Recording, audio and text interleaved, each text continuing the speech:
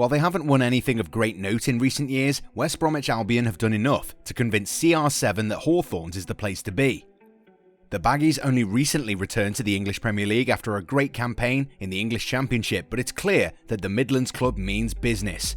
Slavan Bilic, the Baggies manager, has already confirmed that his team is eager to bring more players in, so the arrival of CR7 is definitely going to go a long way in helping the club attract more players towards their dressing room.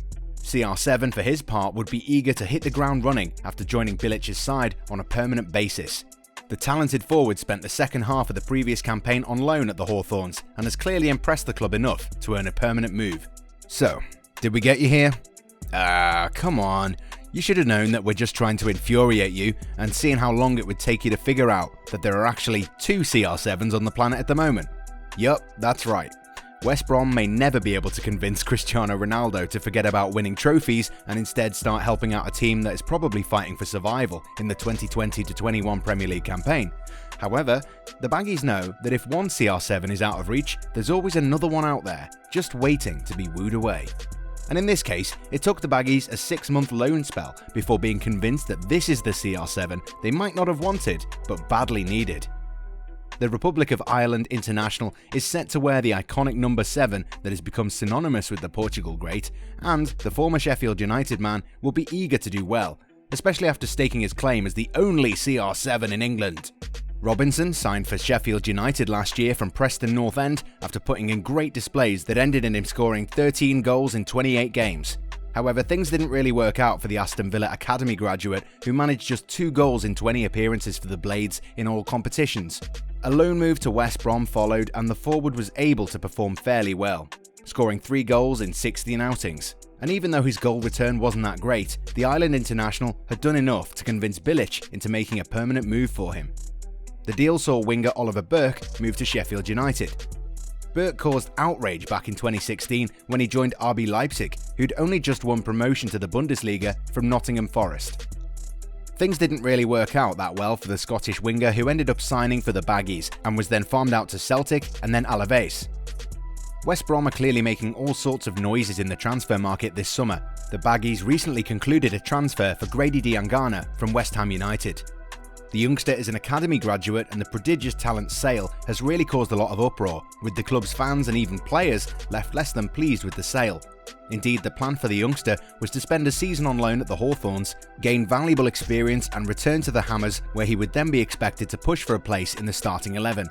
The young winger played 30 games last season and helped West Brom win promotion and was one of the first names on the team sheet for the most part of the campaign.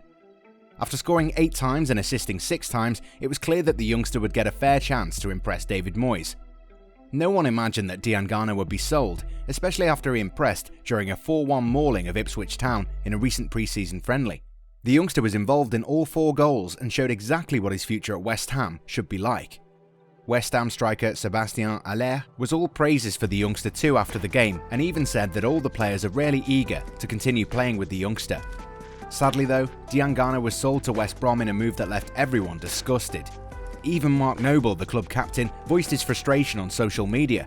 The midfielder let his employers know how angry and frustrated he was about the whole situation.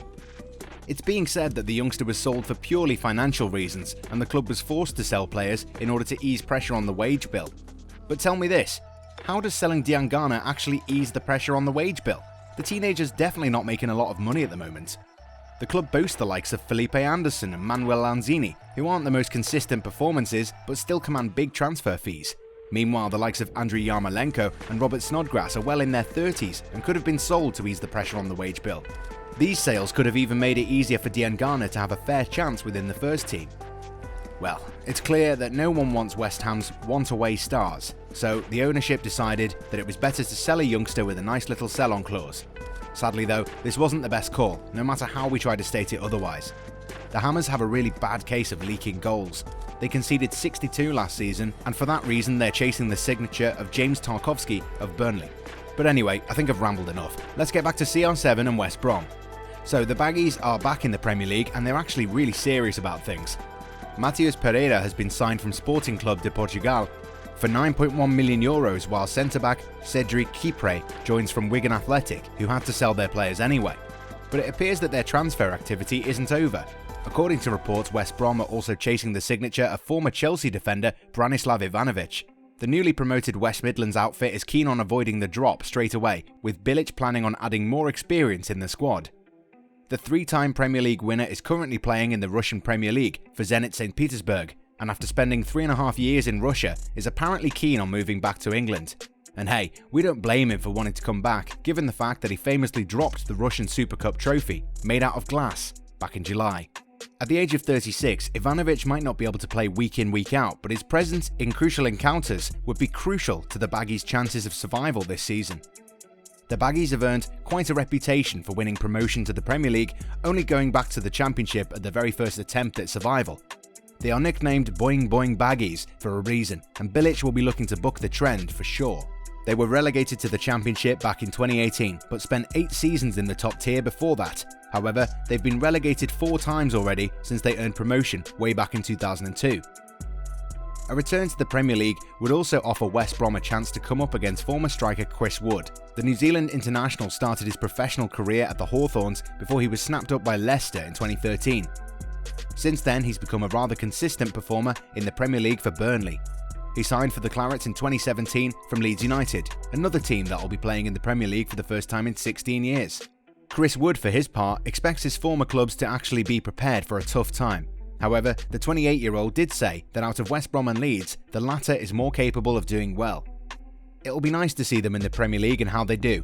It's always tough stepping up to a new league, but I think Leeds are capable of doing very well, he said of the Whites.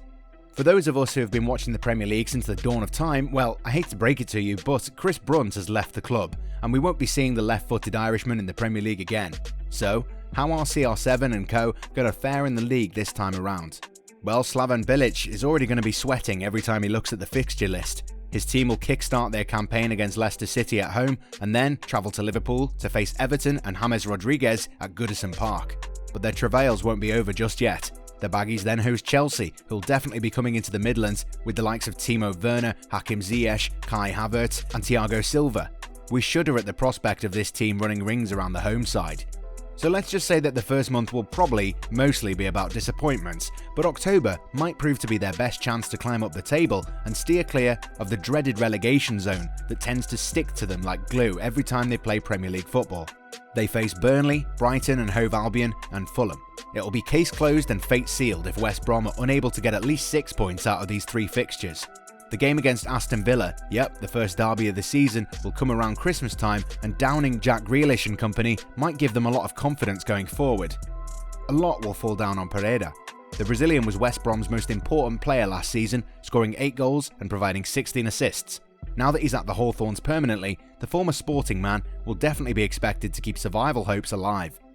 Goal side expectations. Well, I hate to break it to you, but I think West Brom might be in for another Boing Boing Baggies chant. They're an effective unit, but when it comes to Premier League football, the Baggies tend to lose their way. They don't have a lot of Premier League experience in their ranks, and those who've played in the English top flight before haven't exactly covered themselves in glory while doing so. Norwich were a joy to watch in that Premier League promotion campaign. However, the Canaries simply faded away after a promising start to the season last time out. They eventually got relegated. Is this the fate that awaits Bilic's men? Well, it might not if the real CR7 of the Premier League stands up and starts performing like the one who scores goals for fun in Italy and has a habit of winning something notable pretty much every year. Want to know how we never miss a match? With Fubo TV, you can stream any game, anytime, anywhere. Use our link in the description to start for free and watch your favourite teams live.